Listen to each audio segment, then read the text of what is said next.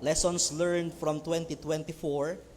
At nagpapasalamat po tayo sa Panginoon. 5 days ago ay sumapit tayo sa panibagong chapter ng ating pumbuhay. Whatever happens, it is a starting mode. Restart po tayo, panibagong pagkakataon.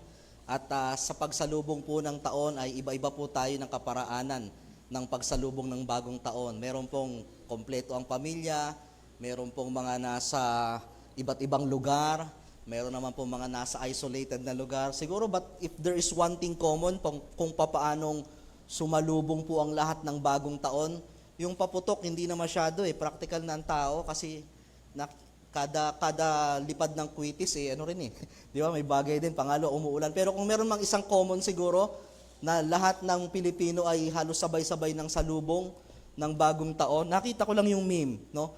Yun yung hugasin ng plato.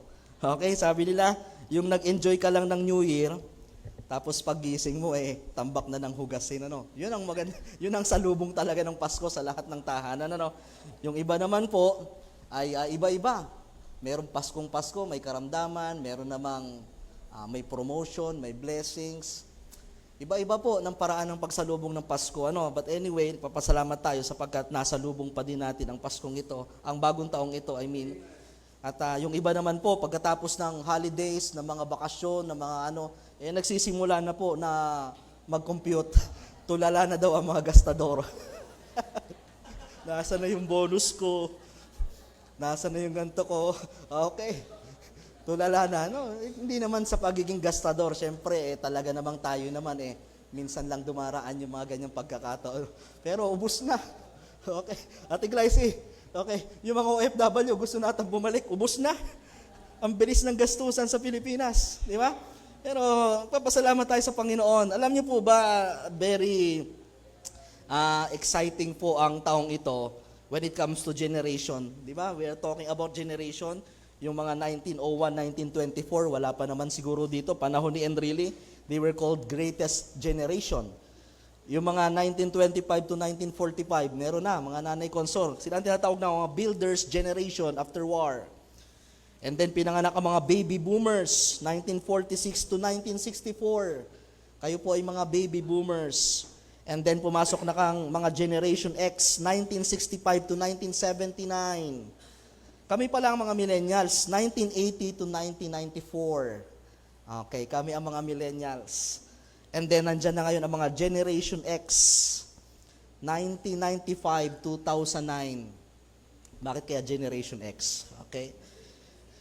Generation Z pala, Z. Okay, X pala yung And then Generation Alpha, 2010, 2024. Okay? Bawat generation, 15 or 30 years, it's another generation. Ngayon pong 2025, lahat ng isisilang ngayong 2025 hanggang 2039 ay tatawaging new generation, the general or the generation beta. Okay? It's another generation. Ngayon mga anak, ipapanganak ngayong 2025, tapos na ang generation alpha, it's another generation for us. At nawa, sa bawat henerasyon ay makapag-iwan tayo ng henerasyon na kung saan ay masabi natin na merong nagtutuloy ng gawain ng Panginoon. But before we end last year and before we continue with this generation, ay tayo po ay titingin ng mga bagay na pwede nating matutunan na pwedeng magbago sa ating pambuhay. Medyo magulo nga lang yung New Year, naalala ko rin yung meme na bakit daw pag birthday, laging sinasabi, sana wag kang magbabago. Wag kang magbabago. Pero pag New Year, magbago ka na. Okay? Medyo magulo nga naman yung ating mga Pagka birthday, lagi natin pinipilit, wag kang magbabago. Pero pag New Year, sana magbago ka na. But anyway, sa ating pong bagong taon, ito ay bagong pagkakataon. It's another chance for us na ituloy ang mga bagay na mabubuti, baguhin ang mga ating pagkakamali, at abutin ang mga pangarap na maaring hindi pa natin naabot. But this morning, sabi po doon, those things which ye have both learned. Ano po ba yung mga ilang bagay na pwede nating pagtuunan, na pwede nating bitbitin sa panibagong henerasyon, according po sa pagkilala natin sa ating Panginoon. Unang-unang bagay, Isaiah chapter 40. Isaiah chapter 40, verse 28, down to verse 31. Unang bagay po na nakita ko, nakilala ko ang Panginoon sa taong 2024 at sa mga susunod na taon, hast thou not known, hast thou not heard that the everlasting God, the Lord, the Creator of the ends of the earth, fainteth not. Hindi siya napapagod, neither is weary. There is no searching of his understanding. He giveth power to the faint, and to them that have no might he increaseth strength. Even the youths shall fail. Papagod na rin kahit mga kabataan, and be weary. And the young men shall utterly fall. But they that wait upon the Lord shall renew their strength. They shall mount up with wings as eagle. They shall run and not be weary. They shall walk and not faint. Unang bagay that I learned from the Lord from the year 2024, you will be weary, but God will never be. Mapapagod ka sa buhay, pero hindi mapapagod ang Diyos. God will be always be with us. He will never leave us nor forsake us. 366 days of 2024. 360 araw na tayo ay gumigising. Bumabangon, nagtatrabaho, pumapasok, naghahanap kung saan makakakuha, makakasumpong ng biyaya at makakain ng ating mga pamilya. For 366 days of 2024, maaring tayo ay dumana sa mga karamdaman, meron tayong mga problemang pinansyal, family, may mga kalungkutan, may mga failures, may mga frustrations, at aminin man natin, bilang tao tayo ay napapagod. We've been weary. Napapagod tayo at minsan kung iisipin mo pa lamang mga kapatid, kung papaanong panibagong 355 days na naman na tayo ay babangon, magtatrabaho, tinitingnan natin yung kalendaryo, papaano natin gugugulin ang mga taong ito, magagawa ko pa ba yung nagawa ko dati? Ganun pa rin ba ang aking lakas? Kaya ko pa bang gumising araw-araw? Kaya ko pa bang ipagpatuloy ang aking pag-aaral? Kaya ko pa bang lusutan ang mga problema ng buhay? Kaya ko pa ba ang tugunan ang pangangailangan ng aming mga pamilya? Na minsan pagtitingnan natin, ang pagod natin ng taong 2024, minsan para bang imblis na tayo ay sumalubong ng may pananampalataya, hindi maiwasang natatakot tayo sa taong 2025. It's another 365 days. What if you're not the same like before? Paano kung hindi ka na ganun? Hindi ka na ganun kasing lakas. Ang resources mo ay hindi na ganun. Marami tayong mga pagod nitong nakaraang 2024. Maaring may mga moment na tayo ay masaya, maaring may mga moment na tayo ay maraming na-accomplish, but every battle we won, we spit something. We spit some blood, we spit some sweat. Ang mga athletes po, ang mga boksingero, bagamat sila ay dinideclare na panalo, pero bawat panalo nila, they sweat some blood, tears, and sweat. May mga nawawalang lakas sa kanilang buhay. Humihina ng humihina. At ganun din sa atin mga kapatid. Mapagod po ang mga nakaraang taon. Panibagong taon ng pakikipagbaka for this year 2025. Pero mga kapatid, ang isang bagay na natutunan natin, you will be weary, but God will never be.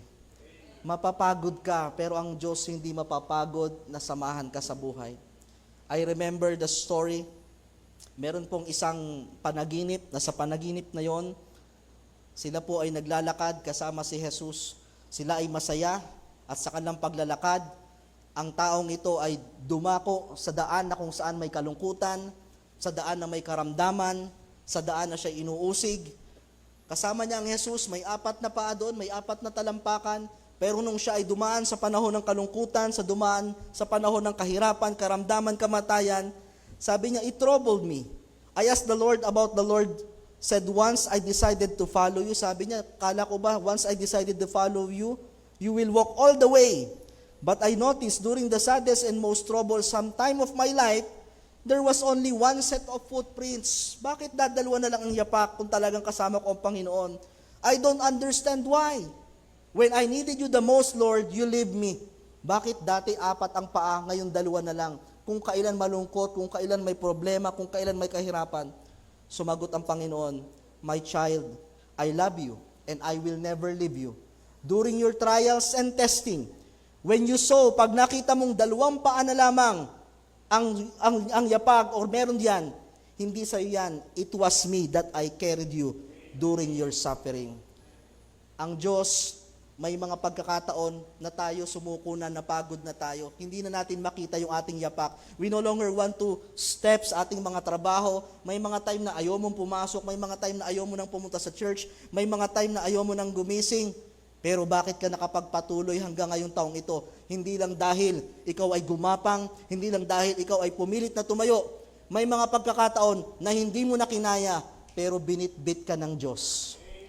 Ang Diyos ang tumulong sa atin. Thank God, may mga panahon na tayo napagod man, pero ang Diyos hindi napagod sa atin. Kaya mga kapatid, ang challenge po sa taong ito, darating ang mga panahon na tayo ay may kapaguran sa buhay. Darating ang may mga panahon na parang tayo ay susuko na.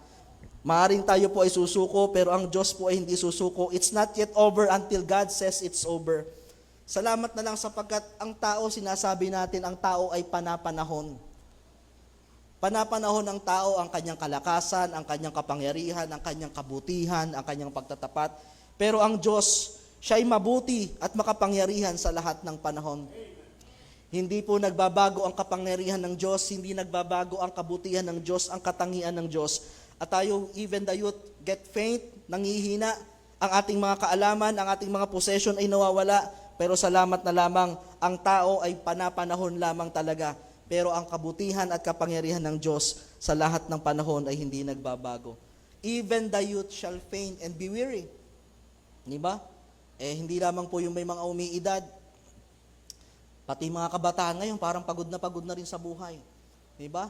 Iniisip nila, ilang taon pa ba itong pag-aaral na ito, pasok, mga ganito. Alam nyo, kahit mga kabataan ngayon, ang dami ng burdens, ang dami ng mga frustrations din na dumadaan sa buhay. The young men shall utterly fall. Mga kabataan pa lang. Talagang na-upset na, sumuko na. Pero sabi ng Panginoon, but they that wait upon the Lord, they shall renew their strength. Manampalataya ka lang. Maghintay ka sa Panginoon. They shall mount up with wings as eagles. They shall run and not be weary. Ang alam kong tumatakbo lang na hindi napapagod, kahit nga makina, napapagod, kahit sasakyan. Pero ito yung kapangakuan ng Panginoon, they shall run and not be weary. Hindi ibig sabihin na hindi ka dumadaing, pero alam mong nandun yung kalakasan sa Panginoon. They shall walk and not faint. Unang bagay na nawa tumatak sa atin, pag panahong pagod ka na, cast all your burden upon God. He cared for you. Nakarating ka ng taong ito, hindi lang dahil ninuman, hindi lang dahil sa'yo, dahil binitbit ka ng Panginoon. We will be weary, but God will never be. Kaya sa ating pong buhay mga kapatid, pangalawang bagay na aking natutunan, 1 Peter chapter 5 verse 8. 1 Peter chapter 5 verse 8. Be sober, be vigilant, because your adversary, the devil, as a roaring lion, walketh about seeking whom he may devour. Maging mapagmatsyag, maging maingat kayo, sapagkat ang ating kalabang dyablo na parang leon ay naghahanap ng masisilo. Pangalawang bagay, hindi lang you will be weary, but God will never be. Pangalawa, the devil knows your vulnerability. Protect your family. Alam ng dyablo ang kahinaan natin. At sa kahinaan natin yon, dun siya papasok sa ating buhay upang tayo ay sirain, upang tayo ay pabagsakin. Alam ng Diyos ang mga butas na maaring siya ay pwedeng pumasok. That's why, pinaalalahanan tayo, be sober, be vigilant, because your adversary, the devil, is like a roaring lion. Vulnerability, kahinaan. Inaalam po, pag may mga boxer, inaalam nila saan ba mahina yan, yung pangaba niya, yung kanyang tiyan, yung dibdib, saan mahina. Alam ng dyablo kung ano ang ating kalakasan, alam ng dyablo ang ating kahinaan. Hindi siya omniscient, but because we declared it from our mouth, naririnig ng dyablo ang ating kahinaan. Kaya be careful. Be careful sa laging lumalabas sa inyong bibig. Hindi naman omniscient ang diablo eh. Hindi siya katulad ng Panginoon na all-knowing, kayang alamin. Pero marites ang diablo. Dahil laging bukang bibig mo. Laging bukang bibig mo ang iyong asawa, laging bukang bibig mo ang iyong bossing. Alam niya yung mga kahinaan mo. Ang iyong trabaho. And most of the time, alam niyo, ang atake ng diablo, alam niya ang vulnerability, it is our family. Alam niyo, biyaya ng Panginoon, sa 10 taong halos na aking pagpapastor sa church na ito, wala akong masyadong problema sa inyo. Salamat. Mga minimal, konti-konti, pero wala, masaya sa church. Alam niyo, Pastor Lito, ang problema, wala sa church, nasa bahay. Ganon din kayo, nasa pamilya. Dito, masaya tayo, kantahan tayo dito, hindi makapasok basta-basta ang diablo. Sapagkat we are filled with praises, we are filled with the Word of God. Pag uwi natin ng tahanan, nandyan ang tunay na laban. Sisirain ng diablo ang spirito, ang magandang salita na naiasik sa iyo. Susubukin agad ang iyong pasensya. Ang daming mga pagsubok sa trabaho, sa pag-aaral, but most of the time in the family. Kaya mga kapatid, proteksyonan natin ang ating mga pamilya. Huwag nating hayaan that we are lifting up, pero ang mga miyembro ng ating pamilya ay mga nanlalamig. Lagi natin silang iakay sa Panginoon nang sa gayon, pag may panahon na ikaw naman ang mahina, merong magtataas. The devil knows your vulnerability. Protect your family. Protect your family. I remember the time nung ang ating pastor ay buhay pa, nung mga kabataan namin. Sometime, kinausap niya kaming magkapatid. Ako ata nung time na yon. Sabi niya, anak, ang daming problema sa gawain. Pero nalalampasan yan. Kung meron atang problema na magpapatigil sa amin, sa paglilingkod, ay yung problema yung magkapatid. Okay? Maraming mga dinadala tayong problema sa ating pamilya. 'Di ba? Gustuhin mo magpatuloy dito, pero hindi kayo okay na mag-asawa, hindi kayo okay na magulang, hindi kayo okay na magkapatid. Alam ng diablo yung ating vulnerability, kaya protection na natin ang ating pamilya.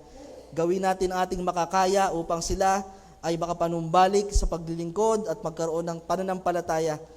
Ecclesiastes chapter 10 verse 8, He that diggeth a pit shall fall into it, and whoso breaketh an hedge, a serpent shall bite him. Meron daw pong hedge, pag daw po yan ay nagkaroon ng butas, papasok daw po dyan ang ahas. Ganon din po sa ating buhay. Mga maliliit man na butas, huwag nating hayaan na ang diablo ay makapasok, ating agad tapalan, ating agad resolbahan mga kapatid. Kaya, be vigilant. The devil knows our vulnerability. Diba? Habang tayo ay tumatayo sa pulpito, habang tayo naririto, may mga hukay, may mga pit na ang diablo hinuhukay pala sa ating buhay, na minsan makikita mo na lang, parang unti-unting bumabagsak ang ating mga pamilya. Mga magulang, subaybayan nyo ang inyong mga anak. Kung sila yung mga nag-aaral sa iba't ibang lugar, kamusta sila? Hindi lang ang kalang pag-aaral, kamusta ang kalang relasyon? May karelasyon na ba sila? Kamusta ang kalang relasyon sa Panginoon? Mga tatay, mga mag-asawa, kamustahin nyo ang isa't isa. Kamustahin natin ang bawat membro ng ating pamilya, sapagkat hindi natin alam, nakapasok na pala ang diablo sa atin. Maaring tayo naririto, maaring tayo ay may ministry, maaring tayo abala sa mga bagay, but the devil knows our vulnerability. We should protect our family. Kaya nawa ngayon 2025, we desire that every member of the family, as much as we can, ay maisama natin sa paglilingkuran sa Panginoon. And it doesn't mean nandito sila po ay safe na sa kaaway na diablo, sapagkat most of our battles ay nangyayari po sa ating pong mga tahanan. Fight for your family. Naalala ko lagi sinasabi ng aking mama, sa dami ng problema namin sa pamilya, ipaglalaban ko, hindi ko papapanalunin ang diablo. There were times that we felt we already defeated. Hindi po perpekto ang aming pamilya, sa totoo lang, mas vulnerable kami sa inyo. Lahat ng klase ng atake ay ibibigay ng diablo. May mga time that we already declared, tinalo tayo ng diablo. Pero laging sinasabi ng aming mama, hindi natin ipapapanalo ang diablo hanggang dulo. Ilaban nyo hanggang huli ang inyong pamilya. Fight for it because the devil knows your vulnerability. Pangatlong bagay, Philippians 4 verse 11. Are you there? Amen. Medyo mahirap po magsalita, ano? Sige. Siguro pag nakakain ng gelatin ay aayos na uli, ano? Dudulas na. Now that I speak in respect of want, for I have learned In whatsoever state I am, isa po sa natutunan ni Apostol Pablo, in whatever state I am, therewith to be content. Ano man ang sitwasyon, natutunan ni Apostol Pablo na maging makontento. I know both. Kaya ko kahit saan. Pangatlong bagay na natutunan ko ngayong taong ito, maging nung mga naan pa, normal days. Ito, tandaan nyo, kung gusto nyong madagdagan ang inyong kasiyahan ngayong taong ito, normal days are more than special days. Narinig nyo na ba yun? Hindi natin napapansin, normal days are more than special days. Ano po ba yung normal days? Ano ba yung normal na araw nyo? Normal na araw nyo, kayo ay gumigising, nagluluto. Ano ba yung normal na ulam nyo? Noodles, tuyo, adobo, tapos magtatrabaho kayo, tapos uuwi, magpapahinga, mag-a-assignment, tutulog. Gigising, tutulog, magtuluto, magtatrabaho, normal. Maraming portion ng ating buhay, tanggapin nyo, normal lang talaga. Ano ba yung special days? Aba, hindi tuyo. May handaan. May buffet. Ano yung mga special days? Birthday, Christmas, magta-travel kami. Ilang days? 4 days, 3 days, 5 days. Birthday ni ganto, may okasyon sa church. Kapatid, bilangin niyo yung mga special na araw, sa normal na araw, bilang na bilang lang. Ilang beses kayong kumakain ng masasarap sa labas, i-compare mo sa normal na kinakain nyo, mas marami yung normal. That's why it's called normal. Yung mga bakasyon natin, di ba? Nagbakasyon kayo, Kuya Ding, ilang araw kayo sa ganito, Ate Glycy, ang bilis nun. Nung isang araw, galing kami sa Pinamalayan, parang hindi nagbakasyon, isang araw lang, tapos na. Alam nyo kung gusto nyo kayo masatisfy sa taong ito, sa buhay, tanggapin nyo na mas marami ang araw na normal lang. Huwag nyong isipin laging dapat lagi akong may post. Dapat yung pagkain ko lagi ay talagang masasarap at para makasabay naman ako sa mga post. Dapat lagi akong nasa beach. Kailangan laging may bago din akong ipe-flex. Mapapagod kayo sa buhay. Kasi ang katotohanan, hindi laging ganoon. Special days lang yun. Ano ang normal? Kung ang normal talaga, araw-araw nagtatrabaho, pumapasok, dapat matutunan mong i-enjoy yung normal na buhay. Kaya ang tao ngayon, ang hirap sumaya, laging gusto special. Na pag walang ganap, malungkot, buti pa sila nasa bakasyon, buti pa sila ang ganda nasa Shuttle's Best, nasa Kenny Rogers, nasa ganito, nasa Robinson. Hindi naman laging ganun eh. Kung hahabulin mo yung laging dapat special day, hindi ka magiging masaya. Eh ngayon, kung ang normal lang talaga sa'yo, gigising, papasok, paano ka magiging masaya? Pag-aralan mo maging masaya sa normal na pamumuhay. Di ba? Ay kung ikaw pala ay nakikita mo buong 2025, ikaw ay papasok, ay normal yon. Tapos hindi ka masaya, ay ang lungkot ng buong taong ito. Kaya enjoy mo na lang yung pagtatrabaho total. Ito pala ang normal, dito pala lilipas ang buong 2025 ko eh. Ay yung aking mga travel, 3 araw lang yun, December pa. Diba? Ang layo pa nun.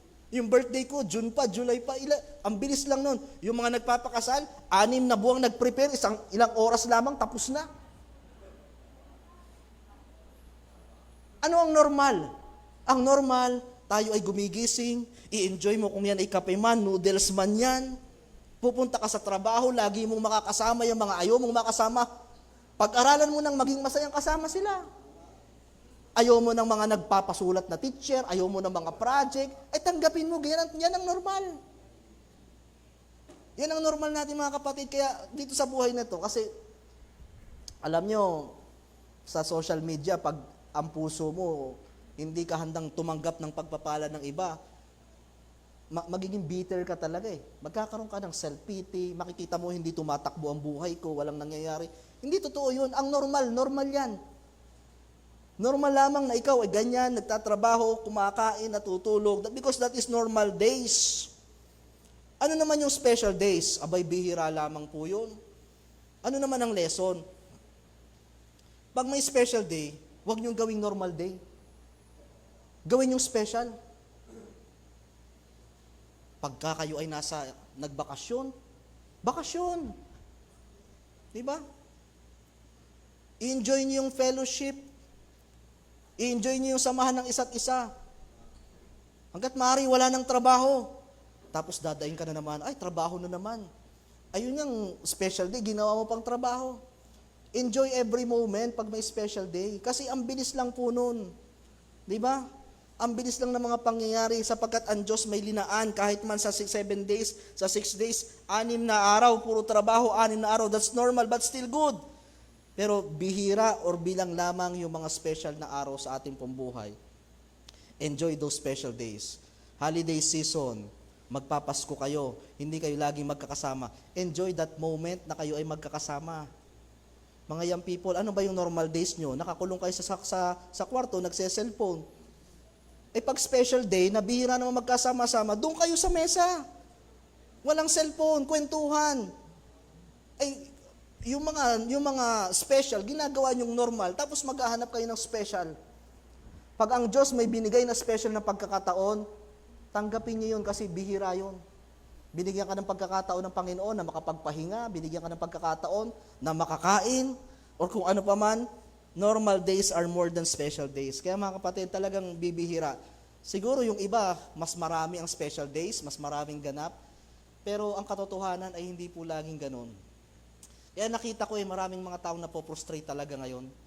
Kasi hinahabol natin yung ganap sa buhay. Pinakita sa atin ng social media na dapat ito ang nangyayari. Yung salitang flex, di ba? Kailangan may maipe-flex ka. Kailangan may story lagi sa buhay mo. Kailangan may ganap ka lagi. You have something to post. But normal days are more than special days. Wherefore, I perceive that there is nothing better, sabi niya, that a man should rejoice in his own works, for that is his portion. Pag may pagkakataon na i-enjoy ang buhay sapagkat hindi laging ganoon. Last po ng panghuli. Ecclesiastes chapter 12, remember now thy Creator in the days of thy youth, while the evil days come not, or the years draw nigh, when thou shalt say, I have no pleasures in them. Alalahanin mo ang Diyos sa mga panahon ng iyong kalakasan. Darating yung time na maaaring hindi ka na ganun kalakas at wala ka ng gana sa lahat ng bagay. Pangapat na bagay that I realized this year or last year, we are getting old. Amen? We are getting old, but aim for the gold. Tingnan nyo ang inyong mga katabi. Kung ang buhok ay hindi lamang namumuti, ito ay napapawi. We are getting old, mga kapatid. Alam nyo, nitong nakaraang taon, parang doon ko lang nararamdaman medyo na parang nag-iiba na. Parang nararamdaman ko, tumatanda-tanda na. I get some picture last 12 years ago, 2013. Tinignan ko yung picture ko. Medyo, that is just 13 years ago. Diba? Binatilyo pa, 2013, 13 years ago. Diba? Parang nakita ko, nagbago na nga pala. Sa loob ng 12 years, nagbago na nga pala. And then, I get this picture, 14 years ago, 2011, kami ni Teacher Jen. Diba? Yung pinakang huli naming picture, kasi Friendster pa dati, nabura na 2010, meron ako nakita, yan ang pinakahuli naming picture sa Mandaluyong. Parang sabi nating malayo, parang nakita ko malayo na rin in a span of 15 years, malayo na rin yung aking itsura, yung aking lakas. Pero bata pa ako, pero nararamdaman ko na. Hindi lamang ako, yung mga bugoy dito na kumanta kanina. Okay? 9 years ago. 2016, 9 years ago. Diba? Tingnan si Kim, parang di pinapakain nun. Si Bubbly, parang kinuhaan na ng dugo. Diba? Ang bilis. Ano lang po, 9 years ago lang yan, ha? 9 years ago lang yan. Lumilipas po ang buhay. Nagbabago talaga. Alam nyo, nung bata pa tayo, ang bilis natin sumagot. Tanungin mo si Amir, how old are you? 4. Pag teenager, medyo excited yan. 16 pa lang, gusto nang maging 17. Kasi gusto nung umiidad. Pero alam nyo, pag nag-30 ka na pala, hindi mo na masagot ng straight. 34, 36, basta 30 plus. Pag 40, ay medyo, talagang confirm ka na. Alam mo na. Kaya nga lagi kong sinasabi, tayo po mga kapatid, sa totoo lang, hindi tayo pa bata, dalawa lang, patanda o pataba. Alin lang doon? We are getting old. We are getting old. Ano ba yung mga palatandaan na ang isang tao ay tumatanda na? Bukod sa buhok, bukod sa mga karamdaman, kayo, ano yung mga palatandaan na kayo ay nararamdaman yung umiidad? Na bukod doon sa may mga kasukasuhan na sumasakit, bukod sa buhok. Ako, nanonotice ko, isa sa mga palatandaan na ikaw ay umiidad na, ayaw mo na ng maingay. Nung kabataan, gusto ko, sounds laksi. Ay, sa mga tugtugan. Pero nitong recently, parang gusto ko ng katahimikan. Ayoko ng maingay. Nararamdaman nyo ba yun? Nararamdaman nyo na yun, yung iba? Philip? Mga kabataan natin, gusto natin lagi doon sa may gana. Pero ang mama nga, lagi ko tinatanong, anong wish nyo? Kapayapaan. Tinatanong ko lagi pag birthday, kapayapaan. Ayaw natin ng ano. Sabi ko, dati gusto ko lagi, high ako gusto ko lagi. Pero parang recently, parang ako ayoko ng maingay. Sabi ko, parang tumatanda. Yung mga misis natin, lalo pa yung mga Mars, magagaling magtago ng pagtanda yan Nadadaan yan sa mga kape-kape, mga makeup. Tinitingnan ko yung picture nila. Ba't parang sila ay hindi sa patanda, bumabata? Pero pansinin mo yung mga asawa ng mga Mars, +5 ang edad. Hindi ka, Philip. Pansinin niyo si Kimpoy, kita ko yung napapanot na Laging sinasabi ng iba, sinong mas matanda sa inyo, Teacher Jen? +4 yan, mas maedad sa akin yan. Parang pastor, ikaw ay +5. Bakit kaya? Siguro mga mister, mga talaga, umiidad tayo, pagkaanuhan. Alam niyo yung sabi kanina, when thou shalt say, I have no pleasure in them. Wala kasi siyang proceeding verse kung ano talaga ang context, pwedeng sa paglilingkod. But let's put it in the context na yung pleasure. Remember the Lord thy God in the days of the youth, I have no pleasure in them. Ano yung mga pleasure nyo noon na ayaw nyo na ngayon dahil umiidad na kayo? Pleasure. Dati nakakain nyo pa lahat ng gusto nyo. Di ba? Ngayon talagang nag-iingat na. Lagi nang inaalala, may katumbas to, may gout na kapalit to. Diba? May arthritis na kapalit to. Dati ang pleasure ko talaga, ang pleasure nyo talaga, pumunta sa mga gatong lugar-lugar, wala na tayong lakas minsan, tinatamad na tayo, napapagod na tayo. Ano yung mga pleasure nyo dati? Material things or kung ano pa man. Ngayon ang pleasure mo na lamang talaga ay kapayapaan, kapahingahan. Remember now thy Creator in the days of thy youth, while the evil days comes. I have no pleasure. Mga kapatid, we are getting old. Maiksi lang pala ang buhay talaga. Wala namang masasabing kung kailan talaga. But let's say 70 ang buhay. Ilan na lang ang natitira sa atin. Walang garantiya yon, pero ilan na lang natitira sa atin.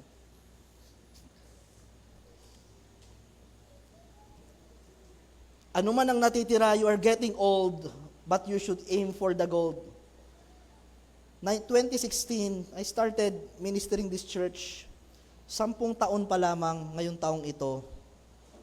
Kino-compare ko ang Papa 40 years. Wala pa ako sa kalahati. Kaya ko ba yun?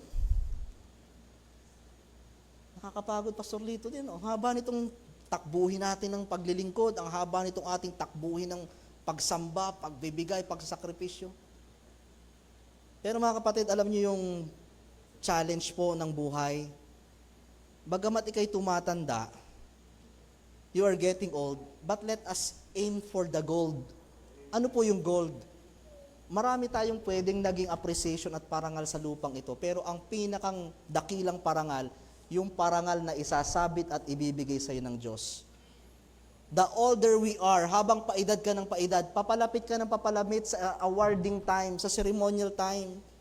Habang pabawas ng pabawas ang ating buhay, sa natitirang buhay natin yan, ang tanong, sa natitirang buhay mo, ilan dyan ang para sa Panginoon?